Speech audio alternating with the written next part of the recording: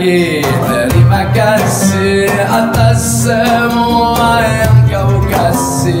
Pagi-pagi wajah bini, oh terima kasih buat anak istri, terima kasih buat matahari, burung-burung berkicau lagi di teras rumahku nikmati.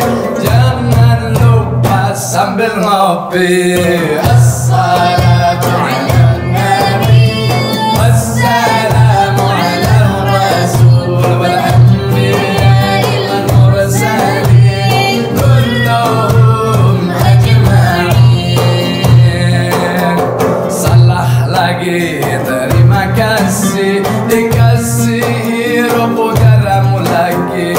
Pagi-pagi terima kasih dikasih pagi buat terima kasih. Terima kasih, terima kasih, terima kasih, terima kasih. Di teras rumahku nikmati. Jangan lupa sambil ngopi. Assalatu ala nabi, wassalamu ala rasul, wal anbiya'i wal mursalin, kulluhum ajma'in. Assalatu ala nabi, wassalamu ala rasul, wal anbiya'i wal mursalin, kulluhum ajma'in.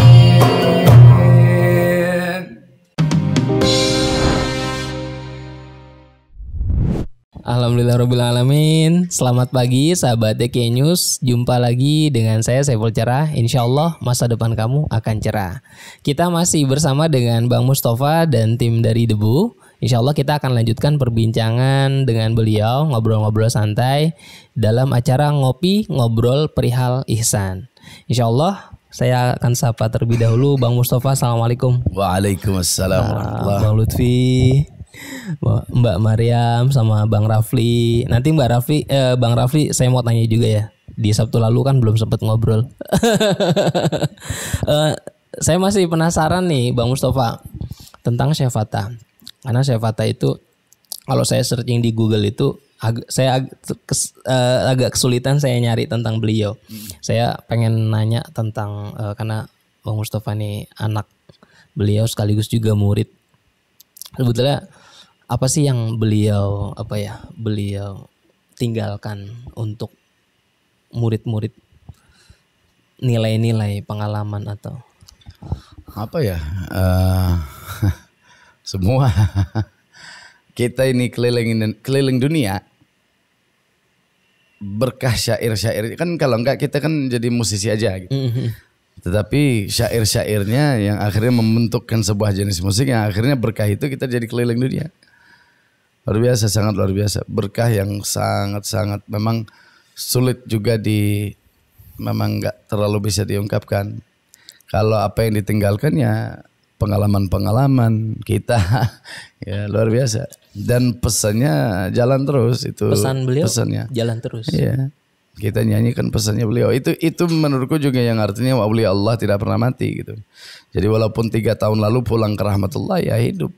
Nyatanya jelas gitu, hidup. Ya, saya masih ingat waktu beliau wafat kalau nggak salah bulan Mei ya 2018. Benar. Itu kan saya sempat baca itu beliau pesan jangan sedih katanya. Iya benar. Aku ingin bertemu dengan kekasih.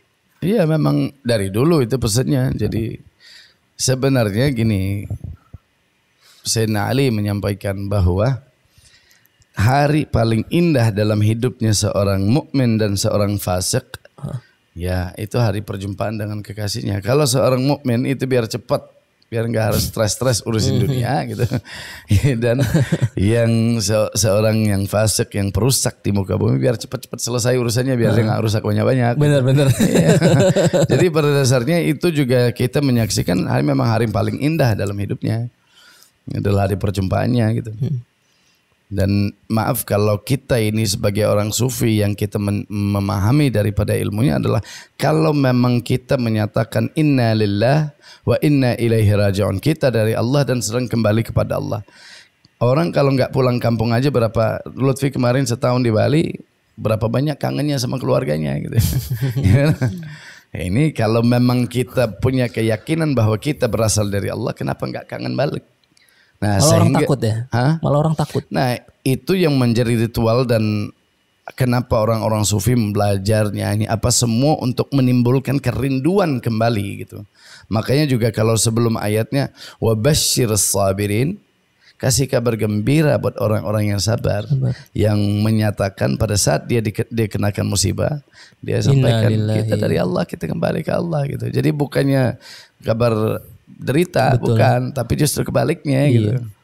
Iya kan kebanyakan yang beredar kabar duka cita, turut bersungkawa, sampai semuanya baju hitam. Kalau kita nggak apa-apa sebenarnya. Itu kan mungkin tujuannya buat orang-orang yang ditinggal, biar nggak terlalu dia merasa, ada yang juga merasa sedih bareng gitu. Tapi di waktu yang sama memang aulia Allah itu punya tujuan lain. Tujuannya Allah kirimkan untuk menjadi ingatan aja udah. Jadi semua bagian dari hidupnya dan pulangnya pun ya menjadi ingatan aja gitu. Jadi nilai yang beliau tinggalkan adalah Allah. Cinta, itu aja Allah gitu. Allah. Dan pada dasarnya kalau orang menyadari itu, segala sesuatu yang dilihat kan gini. Allah pertama yang diciptakan adalah cahaya Nabi Muhammad SAW. Dari cahayanya biar ada teman, biar ada kekasih gitu. Dari sisa cahaya itu Allah ciptakan sejagat raya dan isinya. Sehingga kalau kita tidak bisa menemukan alasan buat menghormati orang yang beda pemahaman atau yang kurang ajar sama kita atau apa, ingat itu aja bahwa segala sesuatu yang pernah kamu natap diciptakan dari cahaya Nabi Muhammad. Hormati itu aja kalau nggak ada alasan yang lain gitu. Iya loh, sebenarnya kalau sekarang kan di Indonesia tuh jangankan beda agama ya, beda organisasi, beda mazhab aja kayaknya ribut mulu tuh. Di sini loh pentingnya orang bertarekat. Itu juga salah satu alasan corona juga datang buat suruh orang balik ke rumah gitu. Iya. Banyakan rame di jalan, udah di rumah aja gitu. Bener. Sebenarnya orang sufi juga dari dulu dia udah ngalami lockdown. Hidup di dunia udah lockdown gitu, gimana enggak gitu. Hidup di dunia udah lockdown. Udah lockdown. Dari dulu sebenarnya. Dari dulu. Cuman sekarang aja nih orang kayak. Nggak, memang orang sufi dia nggak ada perbedaan buat lockdown dan enggak. Orang dia hidup di jasad ini juga lockdown gitu. Jadi sebenarnya orang sufi itu adalah orang yang ingin bahagia, bukan ingin ya, orang yang bahagia di dunia dan akhirat. Sebenarnya bahagia boleh, tetapi sebenarnya lebih ke qanaah. Terhadap apapun garisannya Allah, dia berterima kasih. Yang baik buruknya apa semua Allah yang gariskan, dia berterima kasih, itu aja gitu. Sederhana banget sebenarnya. Iya, jadi kalaupun dia lagi ngomel-ngomel ya karena dia bersyukur, karena dikasih kesempatan buat marah-marah juga sama orang gitu. Iya loh, sebenarnya kalau kita baca literatur sufi itu kan orang-orang yang nggak pernah pusing, orang-orang yang nggak pernah gelisah, orang-orang yang nggak pernah galau gitu.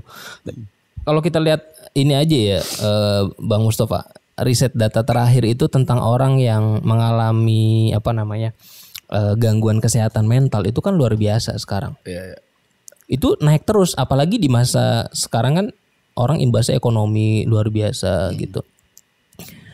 Ya, nggak paham. Iya.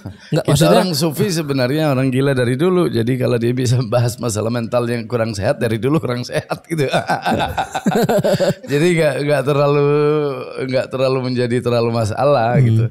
Karena logikanya sufi beda. Kalau logikanya umum, dia yang bikin keputusan, dia lakukan ini, dia lakukan itu. Sedangkan logikanya sufi, Allah yang lakukan semua. Jadi ya, kalau bahasanya Dunun Mesri, kalau saya ini jadi karena sering disebut orang gila. Kalau saya sendiri jadi orang gila, mendingan saya dalam kegilaanku daripada kewarasanmu gitu. Masuklah dalam logika sufi. Insya Allah kamu akan bahagia terus. Amin insya Allah. Amin insya Allah. Jadi benar tuh Bang Mustafa. Emang kalau kita ngikutin paradigma orang kebanyakan, orang pusing terus. Punya utang pusing, punya teman pusing, usaha pusing, pusing mulu. Tapi kalau orang yang masuk logika sufi, semuanya dari Allah, Allah yang ngatur, Allah yang gerakin, Allah yang jalanin. Jadi kalau soal biar hakikatnya dibalik sebuah utang pun, kan ada haditsnya. Apabila orang punya niat buat bayar utangnya dan dia ngambil utang tapi niatnya bayar, Allah akan panjangkan umurnya sampai dia bisa menyelesaikan utangnya gitu. Jadi akhirnya ya udah seneng-seneng aja gitu. Utang kan masih panjang umur berarti.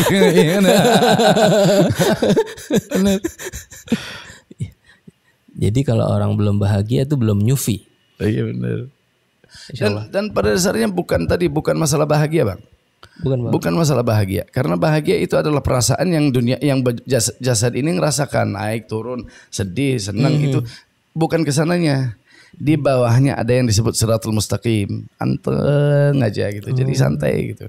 Karena kalau kita lihat orang sufi, kata bahasanya Maulana Jalaluddin Rumi, orang sufi adalah yang sakit hati sama dunia gitu. Iya betul. Jadi sebenarnya bukannya tidak dilewati semua itu, tapi akhirnya Allah istimewakan dia dengan kasih hati yang anteng gitu, santai aja gitu. Makanya la khaufun alaihim ya. Gak punya rasa takut, gak sedih. Benar. Datar aja ya siratul mustaqim. Iya tuh. Oh ya, Bang Rafli nih yang belum nih kita kasih kesempatan nih. Bang Rafli kapan gabung di Debu? Saya udah 3 tahun ya, Bang. 3 tahun ya. 3 tahun. 3 tahun. Banyak gak sih sebenarnya Bang Mustafa yang ikut pengkaderan musik Debu tuh, anak-anak muda tuh? Banyak gak? Banyak. Kan kalau ngeliat kayak di sini paling muda Bang Rafli nih. Iya emang paling muda. Apa sih yang dipelajarin ketika masuk ke Debu tuh, apa yang bisa diambil? Banyak gak sih? Banyak banget, terutama akhlak sama pelajaran pelajaran akhlak terutama buat ke ibu gitu. Akhlak Ke ibu. Kenapa dengan ibu? Ya ibu. Iya. Waisal Qarni, tahu Waisal Qarni? Waisal Qarni itu di masa hidupnya Rasulullah SAW tidak belajar syariat, tidak belajar semua yang dikaji, semua sahabat-sahabat yang dahsyat yang kita tahu. Betul. Tapi Rasulullah SAW suruh dia balik, minta didoakan sama Wais. Sayyidina Abu Bakar, Sayyidina Ali, Sayyidina Umar disuruh balik ke Uwais, minta didoakan sama Uwais. Kenapa? Karena dia berbakti sama ibunya gitu. Jadi yang lain-lain gak dikaji, tapi berbaktinya sama ibunya yang sangat luar biasa gitu. Allahumma shalli ala sayyidina Muhammad. Ini luar biasa, ini bekal nih. Makasih Bang Rafli. Ini buat pelajaran penting buat kita semuanya. Sayangilah ibu. Bang Rafli berapa bersaudara? 5 bersaudara. Anak ke? 3. Anak ketiga. Ibu masih hidup? Masih. Alhamdulillah. Punya ini nggak? Punya harapan nggak buat ibu? Punya banget. Apa? Ya harapannya biar panjang umur aja ibu. Biar aku lebih bisa bakti ya. Memberi, berbakti. Mengasihi ya gitu deh. menyenangkan hati ibu lah ya. Intinya gitu.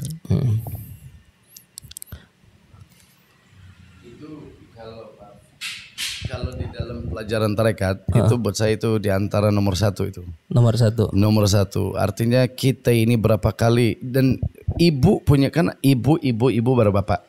Ya. Itu ada 3 arti di balik itu. Ibu sebagai ibu kandungmu, ibu pertiwi, tempat kamu dibesarkan, tanah air berarti ya. Tanah airmu, tapi tanah airmu di mana tempat kamu dibesarkan, dikasih, dimanjakan dari dulu. Kita kan ngopi, kita minum air, tapi kan itu Allah kasih aja gitu. Iya. Lalu yang ketiga adalah bumi sebagai ibumu. Jadi kalau kita ini sesuatu yang kita memang pengen nyampaikan di Indonesia, kalau orang kan bahasa Arabnya iyyakumul ard fa innaha ummukum. hati-hati dengan bumi karena dia ibumu. Jadi kalau kita masih buang sampah sembarang, sama aja kita kurang ajar sama ibu. Jadi Wah, bagaimana? ini perspektif menarik sekali. Untuk menyatakan dalam hidup, karena ilmu sufi tidak ada yang tidak bermanfaat dalam hidup nyata gitu. Betul. Percuma kita bahas-bahas yang nggak jelas, tapi bagaimana diterapkan dalam hidup kita. Jadi kalau mulai dari ibumu sendiri, bagaimana kita benar, ini ingat berapa kali kita rasakan nikmatnya luar biasa. Tapi tubuh ini juga dari ibu. Jadi bagaimana kita belajar, balik lagi kepada yang dasar, bahwa kita ini nggak usah bicara Allah dulu kalau masih kurang ajar sama ibu, karena ridhonya orang tua adalah ridhonya Allah. Orang dosa besar pun kalau orang tuanya ridha Allah sama dia. Kenapa? Karena ridhaan orang tua adalah ridhonya Allah gitu. Ya Allah. Seperti itu. Jadi tidak ada orang tua yang salah, tapi yang ada anak nggak paham gitu. Jadi bagaimana kita balikin, ya Allah kasihlah pemahaman, karena tidak ada orang tua yang salah, yang ada anak yang kurang ajar gitu. Anak yang durhaka. Karena contoh bukan hanya durhaka, contoh seorang ibu, kita semua ngalamin. Ibu kan Allah kasih keistimewaan di mana dia lihat kita sampai kita udah tua, masih lihat kayak anak kecil yang ngusan gitu. Jadi bagaimana kita menyadari semua tindakan langkahnya adalah penuh dengan kecintaan. Termasuk setelahnya Ibu Pertiwi. Kita juga dimanjakan luar biasa. Indonesia istimewa banget kalau bicara soal manja gitu. Setelah kita besar di sini lalu keluar ke negeri sini, negeri sana, ternyata Indonesia gila manjanya luar biasa gitu. Manja dari rasa, manja dari penglihatan, dari pendengaran semua gitu. Lalu yang terakhir ya bumi. Bagaimana kita melihat bumi, ya kayak beliau Bang Lutfi cerita umur 6 tahun ditanya, "Saya dari mana?" Dari ibu. Ibu dari mana? Dari ibunya sampai ke Siti Hawa. Dari mana? Dari Nabi Adam, dari Allah. Dari bumi lah. Bumi. Bumi dari mana? Allah yang ciptakan. Oh, siap gitu. Iya kan? Ya, begitu. Boleh cerita nggak, Bang Mustafa? Dididik sama orang tua, sama ibu, sama dulu Syekh Fatah. Dulu kayak gimana sih model pendidikannya, model pengasuhannya? Kalau dalam ibu saya Bu Laila, beliau punya respek yang sangat luar biasa kepada Syekh Fatah. Istilahnya kalau pada saat Syekh Fatah mendapatkan ijazah tarekatnya dari gurunya Syekh Fadlullah Al-Hairi, murid pertamanya ibu. Ya, jadi sehingga kita ini banyak dan sampai kapanpun pasti kurang ajar sama ibu. Itu yang selalu harus memahami. Yang namanya anak pasti kurang ajar. Tinggal minta ya Allah biar kita bisa lebih bagus lagi. Dan jangan pernah datang dengan kesombongan. Artinya udah begini aja udah. Bicara ihsan, ngobrol perkara ihsan. Perihal ihsan. Perihal ihsan. Ihsannya itu ya kepada ibu. Jadi benar-benar udah kayak gitu. Kalau yang lain-lain nggak apa-apa, kita sombong dikit nggak masalah. Jadi nilai-nilai itu ya, nilai respeknya itu ya. Yang ya kalau kita mau belajar menghargai diri kita, tubuh ini, hati ini yang mengenang yang Allah kan bukan tempat, tapi Allah adanya di hati. Kita mengenal Allah di sini, tapi kalau nggak ada jasad ini, kita nggak tahu rasa, kita nggak tahu ini, kita nggak tahu itu. Seperti itu. Subhanallah. Dan itu semua berasal dari ibu. Sesederhana itu. Jadi ibu kandung, ibu pertiwi, dan bumi seluruhnya. Bumi sebagai ibu. Kalau kata orang Betawi dulu, itu bahasanya bapak langit mak bumi. Oh, bapak langit mak bumi. Itu bahasa bahasa lokalnya, pelajaran lokalnya di sini gitu. Maksudnya aturan, contoh siang dan malam karena mataharinya. Iya. Ya kan, musim ini musim itu tergantung mataharinya, tapi kasih sayangnya, semua belaannya terhadap raya semua dari bumi gitu. Itu juga kenapa dalam Islam kenapa kita nggak sujudnya ke atas tapi ke bawah. Karena mengingat asal muasal. Sangat filosofi sekali. Allahumma shalli ala sayyidina Muhammad. Ini saya mau nyinggung tentang tarekat, tentang kelompok tarekat nih. Mungkin agak geser dikit, mumpung bisa wawancara sama beliau nih. Ini kan banyak kelompok-kelompok tarekat nih Bang Mustafa di Indonesia, yang misalnya salah satunya adalah yang terwadah dalam wadah Jatman gitu. Sebenarnya apa sih yang harus dilakukan sama kelompok-kelompok tarekat pada saat sekarang kayaknya? Saya sempat diskusi ini sama Habib Lutfi bin Yahya. Kalau saya lihat, karena dan ini bukan saya termasuk remaja yang sangat suka duduk sama orang tua dari dulu. Ya bukan hanya orang tua saya, tapi yang namanya orang tua kita sangat suka dapat banyak ilmu di situ. Tetapi kalau bicara untuk jatmannya, menurut apa yang saya lihat harus ada kegiatan-kegiatan yang kesenian dan keremajaan. Kesenian dan keremajaan. Karena kalau bahasanya Sultan Muhammad Fatih, kalau mau lihat halnya status, mau lihat masjid-masjid masih ada anak-anak yang main di situ apa enggak? Oke, kita enggak usah pikir masjid masih kejauhan, rumah. Tapi di situ harus dibikin seru. Jadi kita ada menyangkut tarekat, rata-rata semua tarekat bisa dibagi dua. Ke Sayyidina Abu Bakar atau sanadnya ya, ke Sayyidina Abu Bakar atau ke Sayyidina Ali. Nah, di saat Rasulullah SAW mengajarkan Sayyidina Abu Bakar kalimat la ilaha illallah, bersembunyi dalam gua disampaikan jangan takut. Allah bersama kita. Qul la ilaha illallah. Ucapkan la ilaha illallah tapi suara pelan.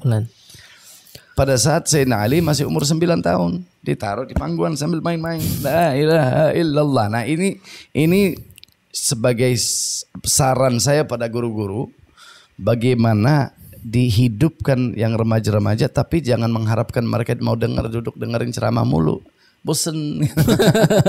Ya kan? Benar. Orang sufi dari dulu kalau semakin dia dekat ke fitrahnya, semakin dia kayak anak kecil. Kan anak lahir al-fitrah, setiap manusia lahir dengan fitrahnya. Dia nggak ada kepedulian, dia telanjang aja juga bodo amat gitu. Benar nggak? Nah, bagaimana kita merangkul dia harus masuk ke dunianya dia. Yang bikin, yang menarik buat dia apa gitu. Yang fitrahnya dia ya. Iya. Nah, karena banyak manusianya ininya yang diandalkan, sehingga makin tua makin rumit jadinya gitu. Tapi ujung-ujungnya balik lagi ke dasar juga gitu. Ujung-ujungnya kayak Syekh, kita lihat prosesnya sangat luar biasa. Terakhir duduk aja di apa namanya? Di teras balkon, duduk situ ngerokok sepanjang hari, santai aja, kemana-mana pakai singlet, bodo amat gitu. Jadi yang selama ini orang berpikir dia harus begini apa aturan rapi, itu karena ininya masih rumit gitu. Semakin dilepas ininya semakin santai aja gitu, nggak ada urusan gitu. Makanya disebut suluk. Suluk adalah belajar mengikat diri sebenarnya. Belajar mengikat diri. Belajar mengikat diri. Setelah udah lewatin semua ternyata nggak penting semuanya gitu. Yang penting Allah aja gitu. Karena orang harus melalui sebuah proses dulu. Belajar bagaimana jadi begini sehingga akhirnya dia bisa terbang kalau dilepas. Ya kan? Seperti itu. Sama kayak pemain darbuka. Orang bisa belajar 2-3 tahun. Enggak, gurunya enggak harus begini. Kalau udah ahli ya suka-suka dia aja gitu. Jadi kita sebutnya tarekat suka-suka gitu. Aduh, menarik banget nih ngobrol sama Bang Mustafa, sama semuanya teman-teman di sini. Ada Bang Raffi, ada Bang Maryam, ada Bang Lutfi.